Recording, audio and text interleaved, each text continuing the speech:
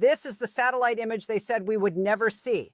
A Russian Antonov An-124 strategic transport aircraft, one of the largest cargo planes on Earth, its tail ramp open on the tarmac of Imam Khomeini International Airport in Tehran, offloading what multiple intelligence sources are now describing as crated Kh-47M2 Kinzhal hypersonic missile systems under the cover of darkness.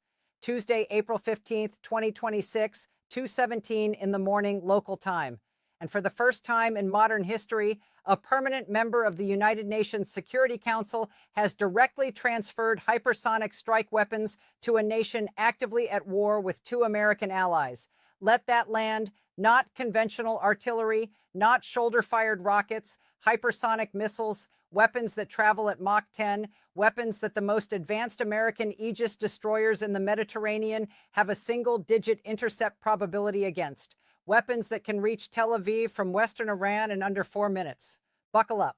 Because what happened on that tarmac in the pre-dawn hours of April 15th is not just a weapons transfer. It is not just a logistics story. It is the moment this conflict crossed a threshold that cannot be uncrossed. We are talking about a fundamental restructuring of the military balance in the Middle East.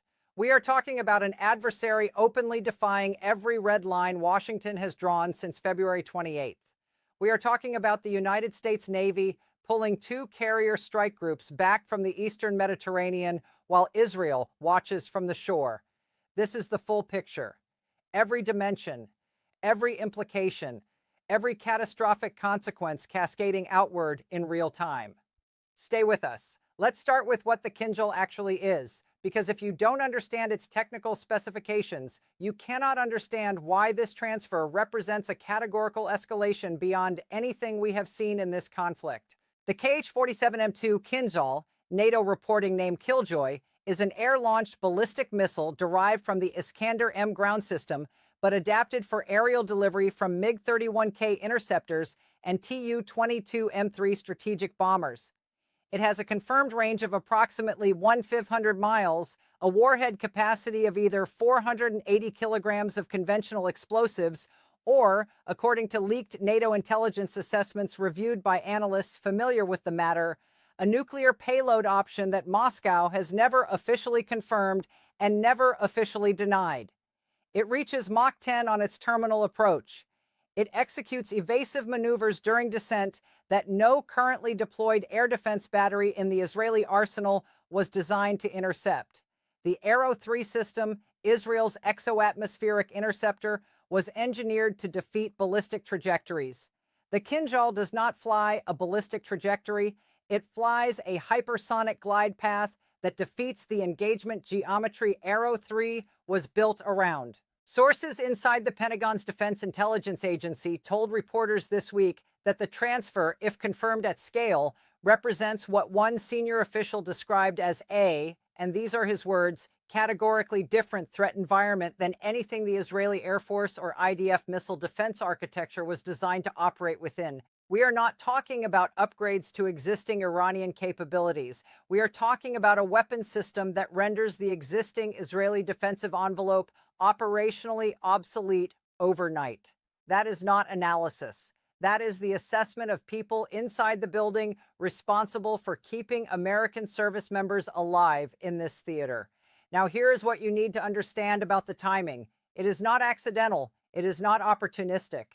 According to reporting by intelligence analysts tracking Russian military logistics over the past 72 hours, the Antonov transfer on April 15th was preceded by a week of covert prepositioning. Beginning April 7th, 2026, Russian military transport activity at Mozdok Air Base in southern Russia increased by approximately 340% over baseline, according to open-source satellite imagery reviewed by the Middlebury Institute's James Martin Center for Non-Proliferation Studies. Unusual heat signatures consistent with specialized weapons crating and climate-controlled storage procedures appeared in commercial imagery over the Mozdok facility beginning April 9th. By April 12th, according to sources with knowledge of the signal's intelligence picture, 3 separate An-124 flights had transited the Tehran corridor under diplomatic clearance codes normally reserved for humanitarian aid shipments. The entire operation was hiding in plain sight, and nobody in Washington said a word publicly until the tarmac footage leaked. But here is the catch. This was not a unilateral Russian decision made in some quiet Kremlin chamber. Sources inside the European intelligence community, speaking on condition of anonymity to reporters covering the broader conflict, say the Kinzhal transfer was the direct product of a security guarantee negotiation that has been underway since late March. Iran, facing the collapse of its underground military doctrine following the Bushehr strikes, facing the degradation of its fast attack boat infrastructure, facing the exposure of its nuclear power plant to military strikes, went to Moscow with a specific ask. Not money, not diplomatic cover, weapons, specifically weapons capable of defeating Israeli and American missile defense systems. And according to leaked reports circulating among European foreign ministries, Moscow delivered not just the hardware, it delivered the operational teams to maintain it. We are talking about Russian military technicians embedded inside Iran. We are talking about Russian signals intelligence personnel potentially integrated into the launch coordination architecture. We are talking about a scenario that American war planners have run in tabletop exercises for years and always treated as a low probability catastrophic outcome. That outcome is now reportedly the operational reality. And the United States Navy has responded in a way that should alarm every American watching this channel. Sunday, April 13th, 2026, 6 a.m. Eastern. The USS Harry S. Truman Carrier Strike Group, which had been operating in the eastern Mediterranean for 63 consecutive days, providing air cover and strike options in the broader Iran theater, began a repositioning maneuver that the Pentagon initially described as routine operational rotation. By Monday morning, the Truman was southwest of Cyprus and moving further west. By Tuesday, according to maritime tracking data reviewed by naval analysts, the Truman Strike Group had moved approximately 340 nautical miles from its previous operational position.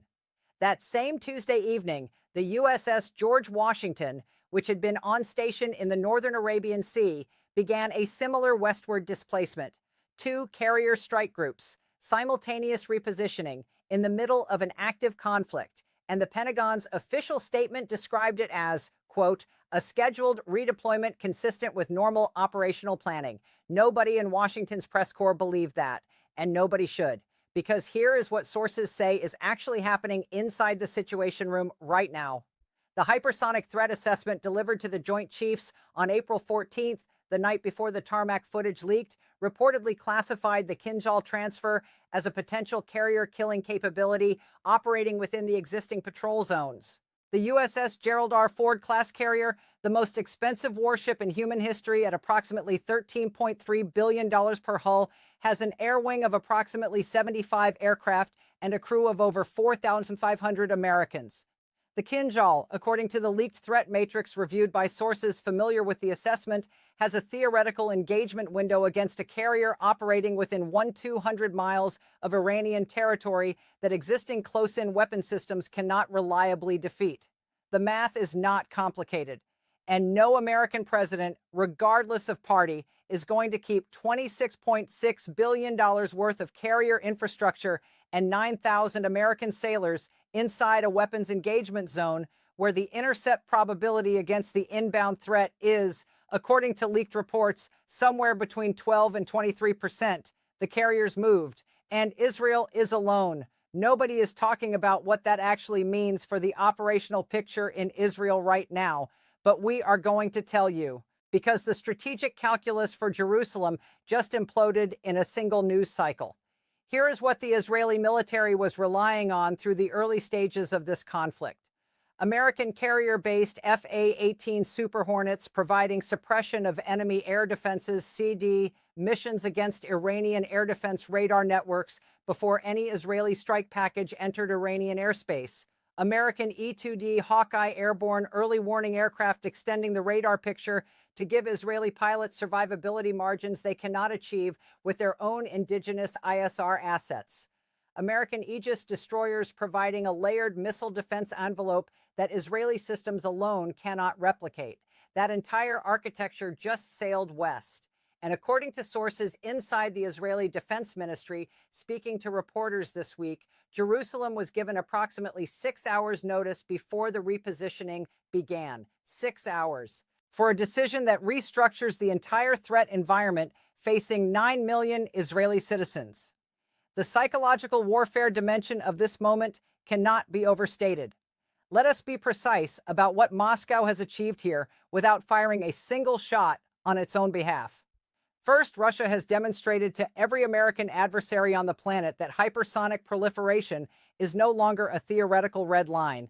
It is a deliverable capability. Second, Russia has created a weapons transfer precedent that China is watching with enormous interest as it assesses its own calculus regarding Taiwan and the South China Sea. Third, Russia has forced the United States Navy to physically retreat from an operational theater in response to a threat, which is the first time in the post-Cold War era that American carrier strike groups have redeployed away from a conflict zone under adversary weapons pressure rather than mission completion. Sources inside multiple NATO foreign ministries described the carrier repositioning in terms that were, according to diplomatic reporting, ranging from stunned to furious. One unnamed senior European defense official, quoted by a major European news agency, described the American move as, and we are paraphrasing to avoid copyright, a signal that will reverberate through every alliance commitment Washington has made for the next decade. It gets worse, because the Kinzhal transfer does not exist in isolation. It is one node in a cascading escalation matrix that our sources say is simultaneously detonating across 5 separate dimensions. Dimension 1, the nuclear safety catastrophe at Bushehr is entering a new phase. The IAEA confirmed this week that Rosatom personnel who had not yet evacuated are now requesting emergency departure authorization. As of Wednesday, April 15th, 143 Russian technical personnel remain at the Bushehr nuclear power plant with their families, according to World Nuclear News. Their continued presence has been described by sources inside the IAEA as operationally untenable given the military activity in the surrounding area. If those personnel complete their evacuation and the plant loses its Russian technical support structure, the operational continuity of the reactor itself comes into question. Dimension 2, Iran's ceasefire posture is fracturing. The Islamabad talks, which had been tentatively described as cautiously productive as recently as April 10th, are now reportedly suspended. Iranian Foreign Minister Abbas Araghchi told state media Wednesday that the Kinzhal delivery represents Iran exercising its sovereign right to self-defense, and that negotiations cannot proceed while Iranian territory continues to be struck. The ceasefire is not just fragile. According to diplomatic sources, it may already be functionally dead. Dimension 3, the proxy network is reactivating. Houthi military spokesman Yahya Saraya issued a statement within hours of the tarmac footage emerging, describing what he called a new operational phase in Red Sea operations. Maritime security analysts at Ambry and Lloyd's List Intelligence are now tracking an increase in Houthi weapons system activation in the Bab el-Mandeb Strait. 3 commercial vessels have received warning communications in the past 48 hours, according to the UK Maritime Trade Operations Bulletin.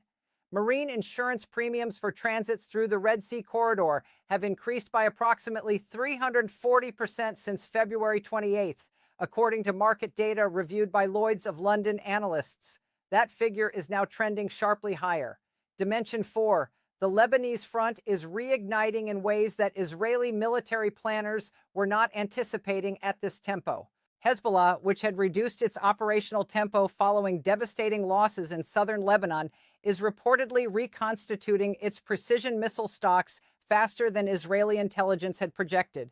Sources inside the IDF's Military Intelligence Directorate, Amman, speaking to Israeli journalists this week, described the reconstitution rate as, and we are quoting the Hebrew language reporting translated here, significantly in excess of our working assumptions for this phase of conflict. Dimension 5.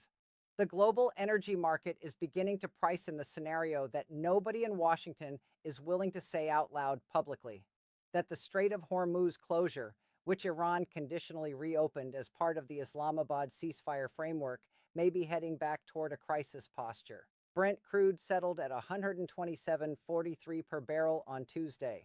When the tarmac footage broke Wednesday morning, it jumped $8.17 in intraday trading before partially recovering. Here is where we need to pause and confront the worst-case scenario directly, because the audience of this channel deserves the unvarnished picture, not the diplomatic euphemisms.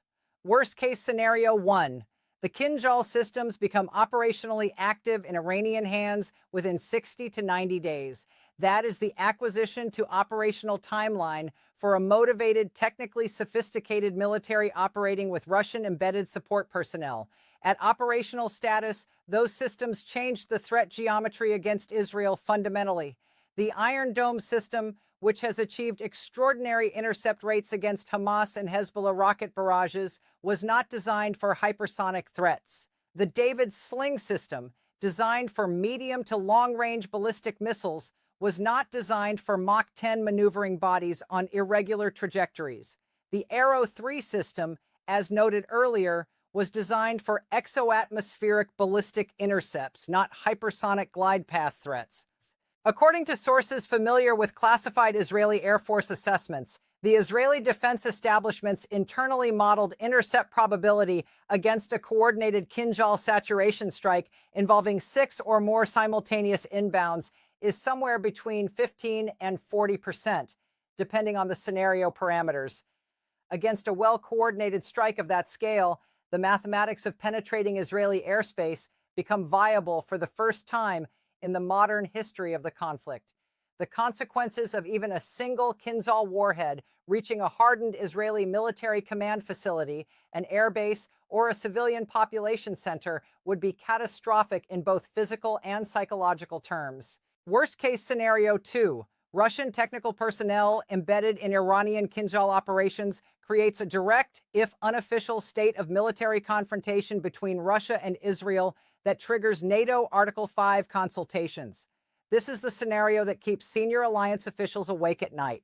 The legal and strategic architecture of NATO was not designed to process a situation in which a member state or a close American partner is under attack from a system being operated with the technical assistance of Russian military personnel on behalf of a third country in a conflict theater that is adjacent to but not directly involving NATO territory. Sources inside the Brussels policy community describe the Article 5 consultation process under this scenario as, and we are quoting diplomatic language here, extraordinarily complex and without precedent in the alliance's operational history. That complexity is itself a form of paralysis. And paralysis in this context is indistinguishable from abandonment from Israel's perspective. Worst case scenario 3, Iran's nuclear program enters an irreversible acceleration phase. Here is what the data shows. The IAEA's most recent safeguards assessment, published before the February 28th conflict eruption, documented that Iran had accumulated approximately 274 kilograms of uranium enriched to 60% purity. The threshold for weapons-grade material is 90%. The technical gap between 60 and 90% enrichment is far narrower than the public discussion of these numbers suggests. Sources inside the non-proliferation community have for months described Iran as possessing what they call nuclear latency at a previously unprecedented level of advancement. Now add this variable. The Fordo enrichment facility, buried 90 meters beneath a mountain near Qom, is reportedly still operational despite the broader conflict. According to the IAEA's April 14th update, Director General Rafael Grossi confirmed that IAEA monitoring equipment at Fordo remains active and that no weapons-grade enrichment activity has been detected. But here is what that statement does not tell you. Monitoring equipment detecting no weapons-grade enrichment at a declared facility tells you nothing about what is happening at an undeclared facility. And according to leaked intelligence assessments reviewed by analysts covering the non-proliferation beat, the possibility of an Iranian parallel enrichment program operating outside declared IAEA monitoring sites has never been more credible than it is at this moment. Let us talk about the United States for a moment, because the carrier retreat is generating a domestic political earthquake that the mainstream coverage is grossly underplaying. Wednesday morning, as the tarmac footage was circulating and the Truman's repositioning was confirmed, the first calls began arriving at the White House switchboard from Capitol Hill. Sources inside the Senate Armed Services Committee described the Republican caucus as, and this is the language used by one senior aide speaking to a reporter off the record, absolutely furious in a way I have not personally witnessed since the Kabul airport collapse. We are talking about the same constituency that has been reliably hawkish on Iran for 25 years. The same voters who supported every authorization to use military force in the Middle East since 2001. Those voters are now watching two American carrier strike groups sail away from Israel while Russian hypersonic missiles land in Tehran. And they want answers that nobody in the current administration is prepared to give. The dollar figures tell their own story.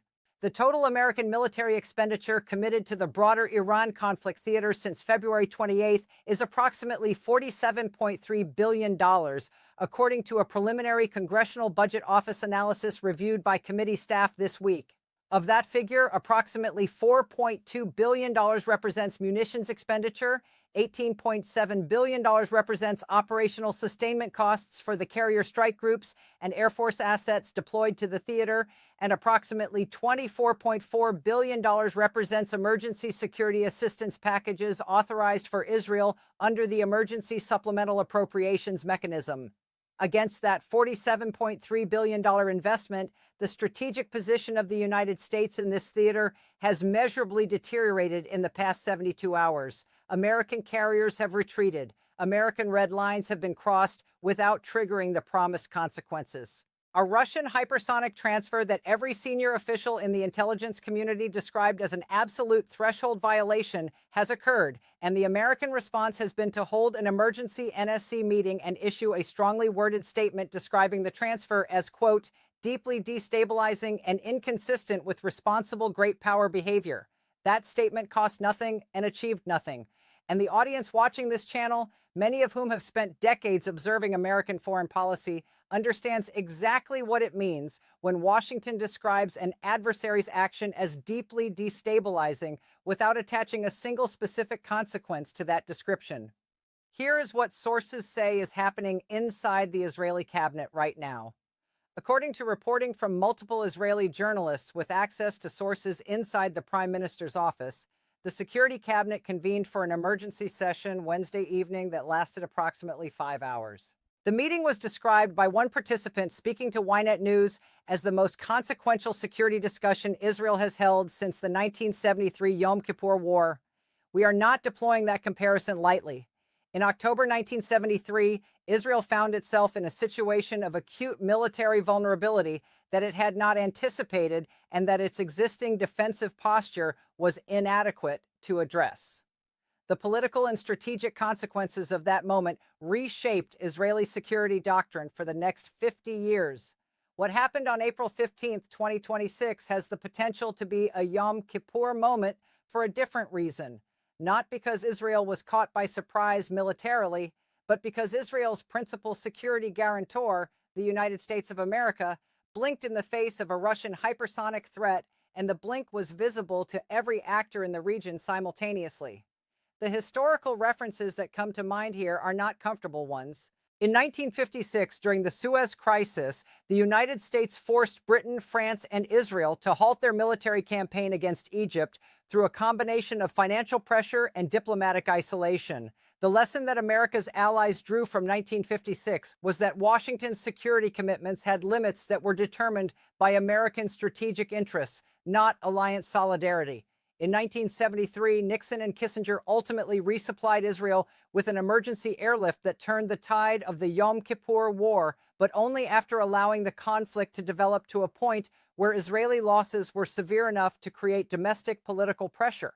In 1991, George H.W. Bush pressured Israel not to retaliate against Iraqi Scod missile strikes, successfully preventing Israeli entry into the Gulf War coalition at significant cost to Israeli public confidence in American security guarantees.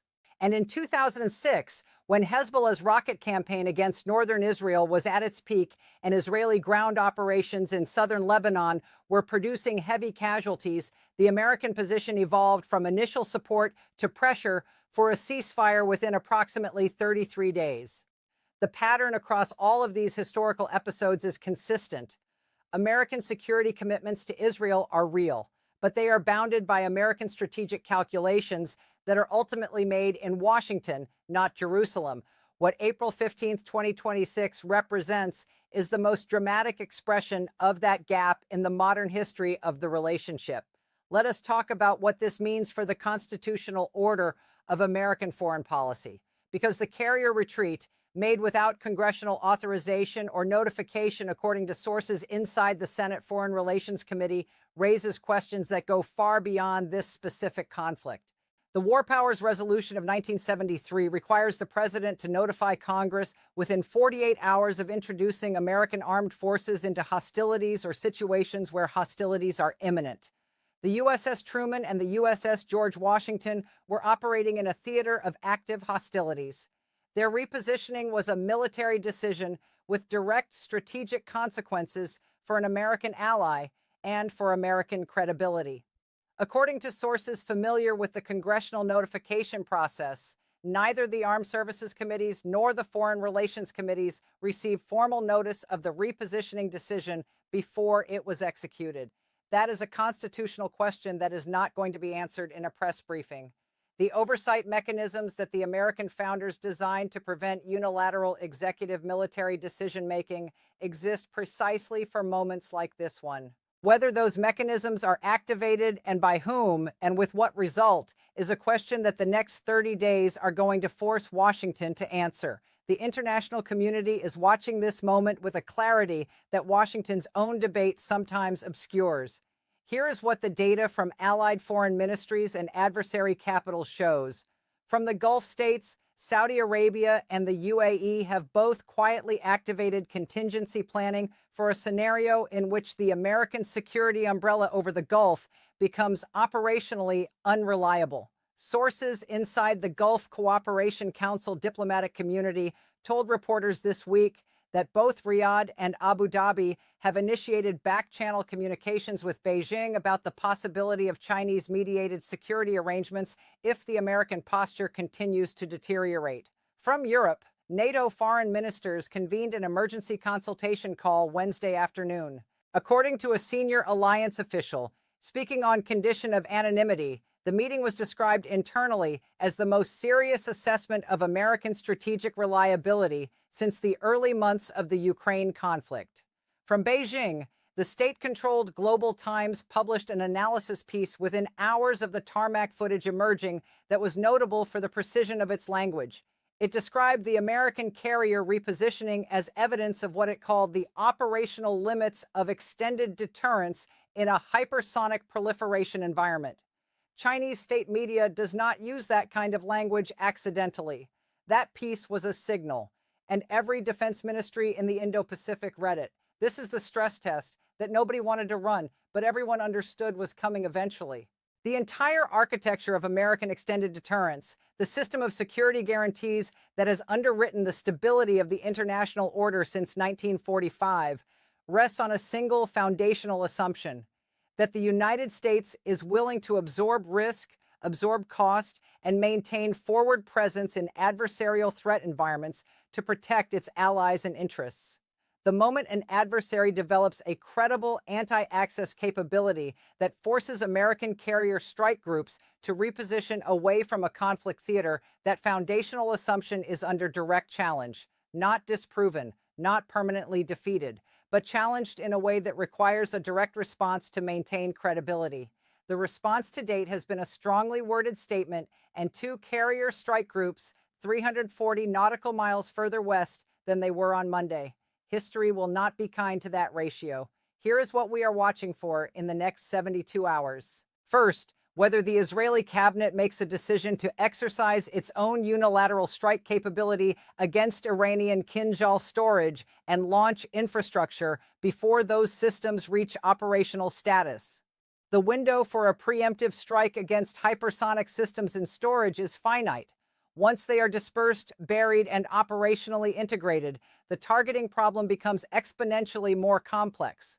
Sources inside Israeli strategic planning circles describe that window as, according to reporting by Israeli defense journalist Yossi Melman, a matter of weeks, not months. Second, whether Russia escalates its diplomatic posture by formally acknowledging the transfer and daring Washington to respond. A Russian acknowledgement would eliminate the ambiguity that is currently allowing the American administration to treat this as an unconfirmed report rather than a confirmed state action requiring a state response. Third, whether the oil markets continue to price in a Strait of Hormuz closure scenario. Brent crude at $127 per barrel is damaging. Brent crude at $145 to $160 per barrel, which multiple commodity analysts are now modeling as a realistic near-term scenario if the ceasefire formally collapses, would begin to impose direct economic pain on American consumers at a scale that generates domestic political pressure of a qualitatively different kind. Every dollar per barrel increase in crude translates to approximately 0.025 increase in average American gasoline prices. The math at those price levels is not abstract.